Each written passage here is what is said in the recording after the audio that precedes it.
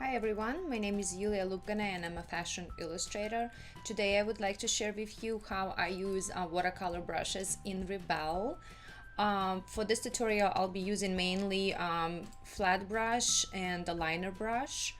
So before I begin application of the color, I usually create a pencil sketch, so is what you can see already on the screen. The way I create my sketches are usually follows by a couple of layers. So as you can see in my layer palette, I have 4 layers. So my main pencil where I do my line work and a little bit add of white, that's what is kind of my signature look is, and adding more depth with a black and white pencil. So when I finish with a pencil, I usually like to add a little bit of color. All my illustrations are not oversaturated with color. I just like to add something that will bring the interest, and usually it will be like a splash of color or color variation on the elements, and not necessarily an entire illustration. So let's get started. First, I usually create the first layer, and you can go into a layer palette here and just click plus sign, and usually I rename my layers. So this is going to be my color 1 layer, and I will keep the blending mode at normal for now. When you change the blending mode, you can see how color changes on the canvas, so you can play with that as well. So before I start application of the color, I usually like to play with this visual setting palette. This is a kind of new thing for Rebelle 3. So what I really like is that you can change how your watercolor will behave. Prior knowing how this works, you have to test a couple of watercolors and see the difference. So I will not go into details right now, so we can set up another tutorial for that. So I usually do edge darkening a little bit less than standard, so I will do maybe like a 3, and drip size for this illustration I will do a little bit more, so I'll keep it at 6.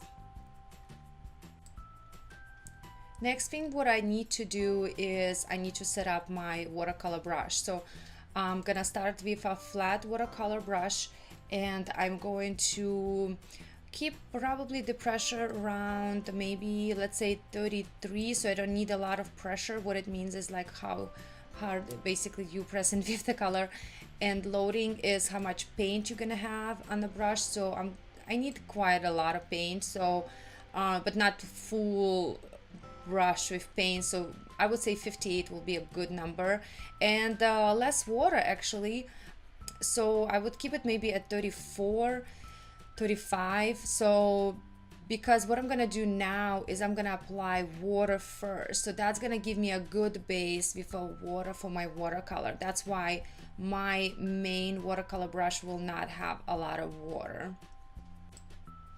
So again, before I start, I prepare a lot of things. So what I want to talk about is I use a lot of pause tool. So what it is when you pause and you can start application of the color, your color will not bleed until you release the pause. So I really like this feature. It gives me enough time to apply water or the color, and just kind of like helps my thought process, because I like to evaluate things like in terms of a balance and how much water and how much paint I need to apply.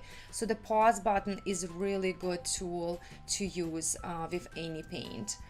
Also, because I'm gonna use long drips of the paint, so I need to set up my tilt. So my tilt, basically the canvas is gonna be tilted down, and you can change the tilt as you work. So I'm gonna set up a pretty small range of tilt, so about this much, and you can always click in the center of the tilt. That means the paint is gonna sit where you applied it, and it's just gonna kind of bleed around, where when you check on, the paint is gonna start dripping down or to the direction where you have it set. So I guess we can get started. So my pause button is on, and the first thing I'm gonna do is I'm gonna use the water. So you can or either click W on a keyboard or go from the tools. It's a third button right here, looks like a little water icon.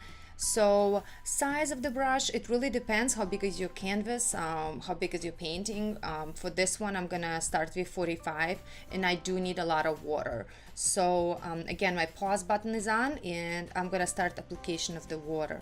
So the way I work is I sort of not necessarily randomly apply the paint.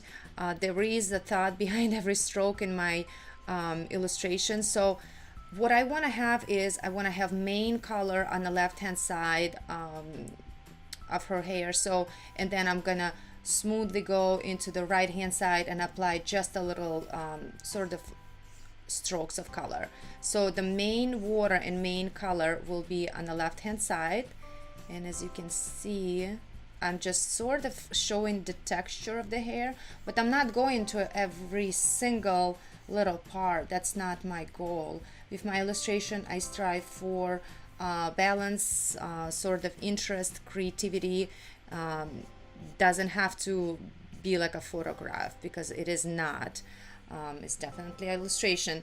So this is how I apply the water. So as you can see, when you apply water, the indicator of the water is really bright, beautiful, sort of like an ocean color. That's what it reminds me. As you will finish with the water, you will be ready to apply some color. So again, my brush is already preset, so I'm going to my watercolor, and of course I don't see the water because as soon as you switch from one tool to another, water marking sort of disappears. So let's choose some color. I want to have some kind of a bright tone, just something very playful and cool. So I'm gonna probably do some kind of a maybe blue hair. You can always test it out just on a little edge of the canvas, so you can see actually how the paint looks on the canvas. So, and you can do Control Z to deselect, and I really do like that color. So I'm gonna start where my water application and her hair will be applied. So I'm not going super detailed, I just need a lot of paint in here. And as you can see, because the water in my brush is not so high, you still see the strokes of the brush, and also the loading is pretty on the medium side, so you do see enough color. And like I said, every time you need to kind of pick and see where you apply the water, go back to your layers, and you can just double check where you apply the water the most. And as I said, the main color will be on the left hand side, and here I'm just gonna do freehand strokes just like that, and just continue with little application. You can always zoom out, and I zoom out, and I'm gonna change my brush to a little bit bigger size. You can change the size of the brush from the watercolor menu brushes here, or you can use brackets on the keyboard, make it smaller or make it bigger. So I think this is pretty good. I don't need a lot of color, and what I'm gonna do now is I'm going to zoom out just a little bit, and I'm gonna pull the canvas up so you can see what's gonna happen. So everything is on a pause, so nothing is moving, the paint is not dripping, nothing is happening. So but now I'm gonna release the pause, and you will see actually how beautiful color gonna start blending with water. Let me zoom in, and I'm gonna give a little time until I release the tilt. So I really like how it started blending, and my tilt is on. Every drip just follows the canvas, follows every single rigid here. And you see the most paint was here also, and it goes straight down. How beautiful it is.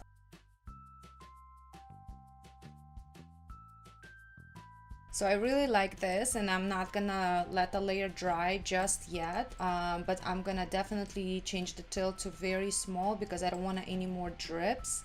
and I'm gonna continue with my liner brush. So with my liner brush, basically I'm gonna keep the same settings for the brush. I don't need much of the water because the water is still on a canvas, and loading is pretty good at medium size, so that's good. Size of the brush, I will make it definitely smaller. And what I'm gonna do now, I'm gonna go on the right hand side.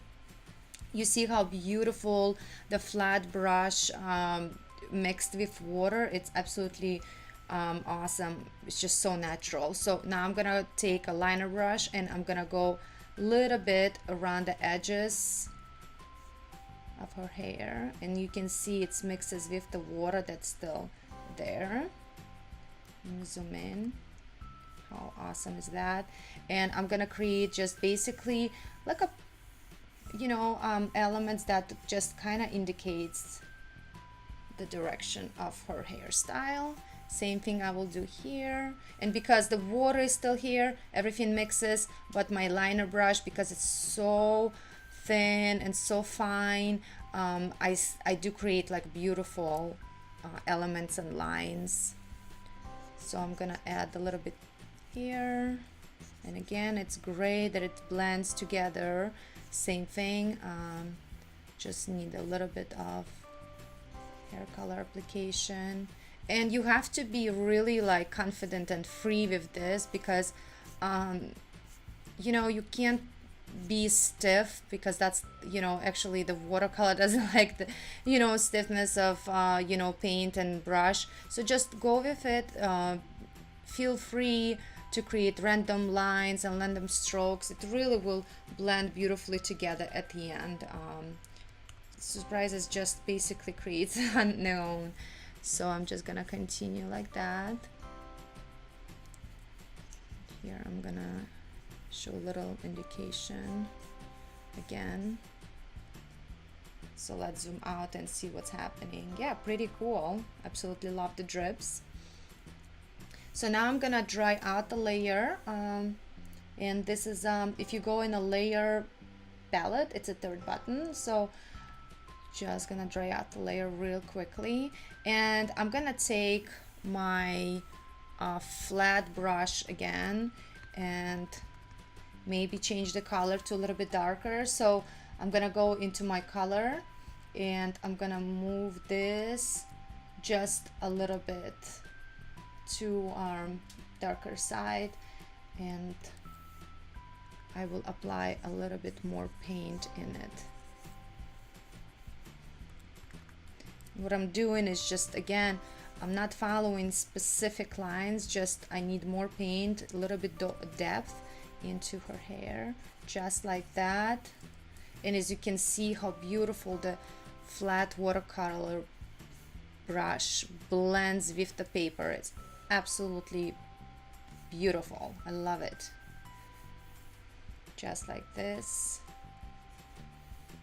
A little bit definition. Yep, it's pretty cool. So far so good. I absolutely love it. So what also you can do is you can use the eraser tool. So I like to do that as well. So there's a lot of different erasers that you can use. There is a round, there is a square, there's a basically like a splatter structure, and I really like that one as well. So I'm gonna start with actually the splatter. So I'm gonna take very broad, and make sure you change the pressure maybe to a little bit less of pressure, so you're not erasing completely everything. But I'm gonna give this definition, sort of when you put a salt on a wet watercolor, it's kind of like diffuses everything, so that's pretty cool effect. So as you can see, just like that, a little bit here and a little bit here.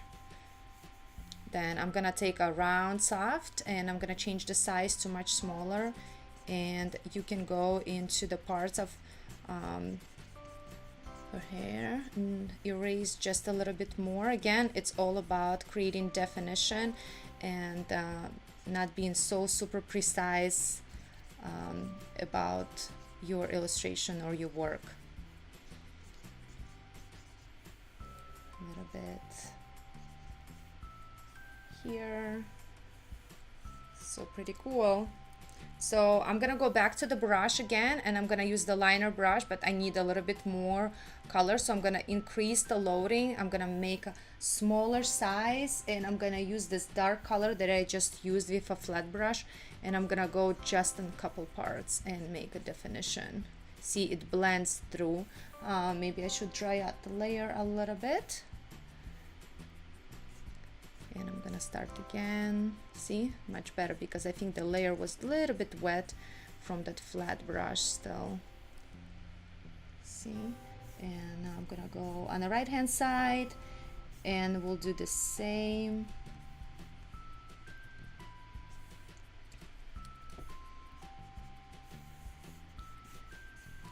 Just like that. So I really like this one. I think I'll stop. I don't want to overdo it. And if I zoom out, it's awesome. It's so natural. It looks like absolutely realistic watercolor. So if I zoom in just to show you guys details, how beautiful watercolor looks. I mean, it's pretty amazing. Okay, thank you guys for watching, and I'll see you next time.